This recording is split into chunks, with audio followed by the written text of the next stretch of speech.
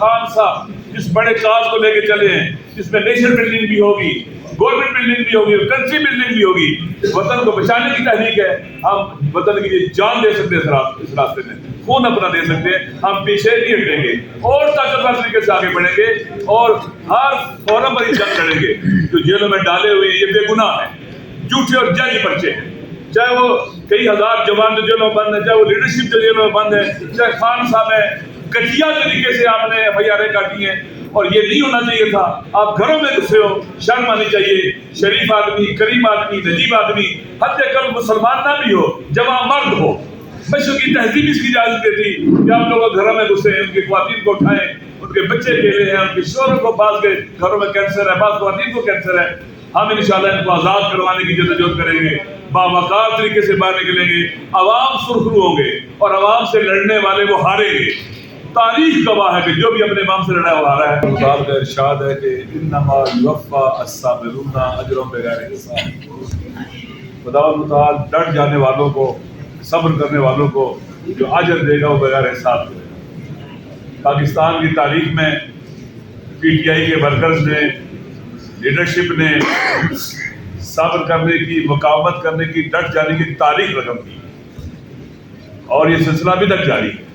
آپ سب جانتے ہیں کہ کس طرح سے حکومت کو گرایا گیا عالمی ایجنڈے کے تحت، اور ان کے داخل میں جو کچھ بیٹھیے تھے انہوں نے سہولت کاری کی اور ایک سٹیبل گورنمنٹ کو گرا کر پورے ملک کو بحران کا شکار کیا اور ظلم و ستم کی انتہا کی۔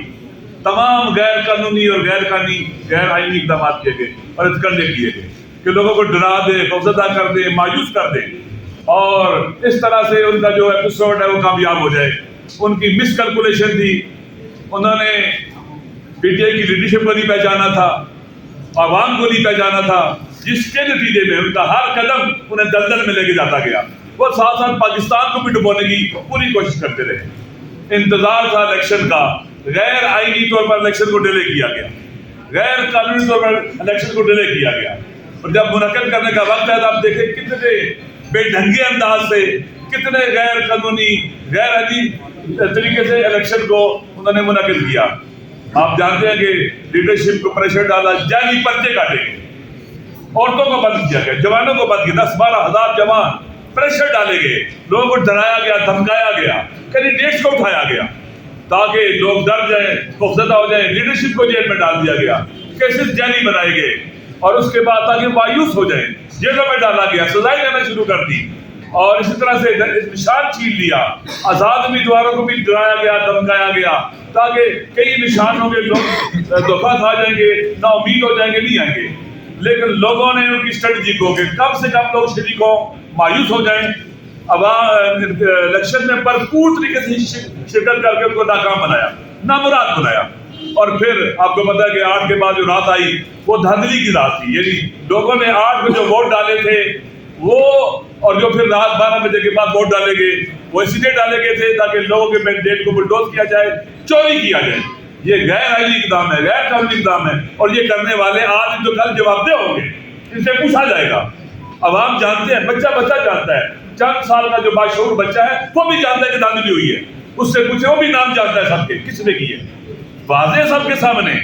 اگر لوگ اپنے جو ڈومین سے باہر نکلیں گے، جو ان کی ذمہ داری سے باہر نکلیں گے، تو پھر الیکشن جو ہوا ہے، عموماً الیکشن کس لیے ہوتے ہیں؟ بحرانوں سے نکلنے کے لیے۔ یہاں الیکشن کو بلڈوز کر کے بحران کھڑے کیے گئے، مشکلات کھڑی کی گئی۔ پاکستان کے عوام ڈرنے والے نہیں ہیں، مایوس ہونے والے نہیں ہیں، نا امید ہونے والے نہیں ہیں۔ پاور پالیٹکس پہلے بھی کرنے والے ان چیزوں کو نہیں سمجھ سکتے، وہ چوری شدہ مینڈیٹ کو بھی لے کے فخر محسوس کرتے ہیں، اور بعض اوقات کہتے ہیں کہ دھاندلی ہوئی ہے، وہ اس لیے کہتے ہیں کہ ان کے ہاتھ میں جو ڈکیتی ڈاکہ ڈالنا چاہیے تھا وہ کم ڈلا ہے، اور ان کو تکلیف ہے، چھوٹی ڈکیتی ہوئی۔ پاکستان کے عوام نے جن کو رد کر دیا، جن کو ٹھکرا دیا، ان کو مسلط کرنے کی کوشش کی جا رہی ہے۔ دیکھیں اسٹریٹجی میں کہتے ہیں کہ فیلئر کو ری انفورس نہیں کرنا چاہیے۔ انہوں نے ایک اسٹیبل گورنمنٹ کو گرا کر PDM کی شکل میں ایک فیلئر کو ری انفورس کیا، اسٹریٹجی غلطی تھی، شکست کھائی، اب پھر دوبارہ فیلئر کو ری انفورس کر رہے ہیں، بدترین شکست کھائیں گے، اور اس وقت لہذا ہم جیسے خان صاحب باہر تھے، ہم اکٹھے تھے، ہم اکٹھے ہیں، ہم ان کی اولاد ہیں جنہوں نے پاکستان بنایا تھا۔ ہم فرقہ واریت پھیلانے والوں کو کبھی بھی کامیاب نہیں ہونے دیں گے۔ ہم پی ٹی آئی پر کبھی بوجھ نہیں بنیں گے، بوجھ اٹھانے والے بنیں گے، ساتھ دینے والے بنیں گے. ہم نیشن بلڈنگ کی طرف جا رہے ہیں، ایک ایسی قوم جس میں تمام مسالک ہو، مسلم ہو، غیر مسلم ہو، تمام اقوام ہوں. وہ صرف اور صرف پاکستان میں نیشن بلڈنگ کا کام عمران خان کر سکتا ہے اور کوئی نہیں کر سکتا. 80-90% لوگ کہاں کھڑے ہیں؟ خان صاحب کے ساتھ کھڑے ہیں، اس بیانیے پر کھڑے جو انہوں نے دیا کہ ہمیں غلامی قبول نہیں ہے، آزاد خارجہ پالیسی، داخلی خود مختاری، اپنی زمین اڈوں پر نہیں دیں گے، ایبسولوٹلی ڈالتا ہے ان کو، اور فیصلے خود کریں گے، ڈکٹیٹ نہیں ہوں گے. یہ وہ بیانیہ ہے جو پاکستان کے عوام اس کو مانتے ہیں. یہ شریف غیرت مند لوگوں کا اور قریب لوگوں کا بیانیہ ہے، پاکستان کے بوفا بیٹوں کا بیانیہ ہے. انشاءاللہ ہم اسی طرح سے آگے بڑھیں گے جیسے پاکستان بناتے وقت اکٹھے تھے، اب پاکستان کو بچانے کا مرحلہ ہے، ہم اکٹھے ہو گئے، ہاتھوں میں ہاتھ دیں گے. ہمارا آپس میں بہت اعتماد ہے، بہت ٹرسٹ ہے. آپ یقین کر لیں کہ جو ہمیں جانتے ہیں انہیں پتہ ہے کہ ہماری کتنی دوستیاں آپس میں، ہمارے تو گھر ایک ہیں. لہٰذا انشاءاللہ العزیز یہ بہت اچھا فیصلہ ہے. میری خود یہ رائے تھی ایسی ہونا چاہیے.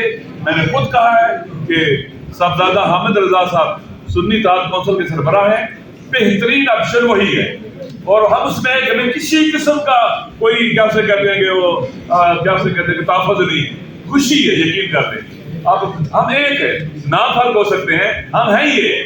لہذا بہت زبردست ہے. اس مشکل مرحلے میں ہم پی ٹی آئی کے لیے ساتھ ہیں. میں نے پہلے بھی کہا خان صاحب جس بڑے کاز کو لے کے چلے ہیں، جس میں نیشن بلڈنگ بھی ہوگی، گورنمنٹ بلڈنگ بھی ہوگی، کنٹری بلڈنگ بھی ہوگی، وطن کو بچانے کی تحریک ہے.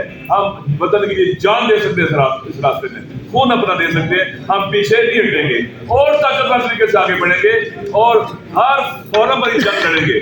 جو جیلوں میں ڈالے ہوئے یہ بے گناہ ہیں، جھوٹے اور جعلی پرچے ہیں، چاہے وہ کئی ہزار جوان جو جیلوں میں بند ہیں، چاہے وہ لیڈرشپ جو جیلوں میں بند ہے، چاہے خان صاحب ہے. گٹیا طریقے سے آپ نے FIR کاٹی ہیں اور یہ نہیں ہونا چاہیے تھا.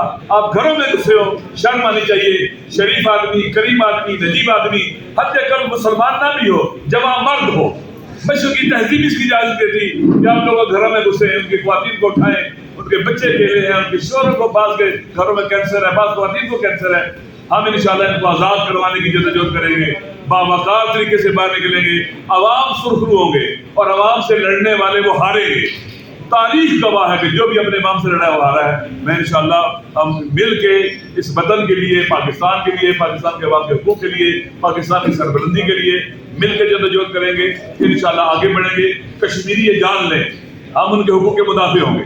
پاکستان کے حاری، مزدور، مظلوم جو بھی ہے پاکستان میں جس کو حقوق نہیں ملے، ہم ان کے ترجمان ہوں گے اور انشاءاللہ العزیز خوبصورت پاکستان بنائیں گے. خوبصورت گلدستہ بنے گا مسلم اقوام کا، لسانیات کا، مذاہب کا اور مسالے کا انشاءاللہ. اور فقط یہی ہو سکتا ہے اور کہیں نہیں ہو سکتا. انشاءاللہ پاکستان جیتے گا، پاکستان کے عوام جیتیں گے، ہم سب جیتیں گے. اور وہ ہاریں گے جو پاکستان کو ڈبونے والے ہیں، پاکستان کی کشتی کو سوراخ کرنے والے ہیں. وہ ہاریں گے، ہار ان کا مقدر ہے، ان کے چہروں پر لکھا ہوا ہے. 8 فروری کو بھی ہاریں گے، آئندہ بھی ہارتے رہیں گے انشاءاللہ.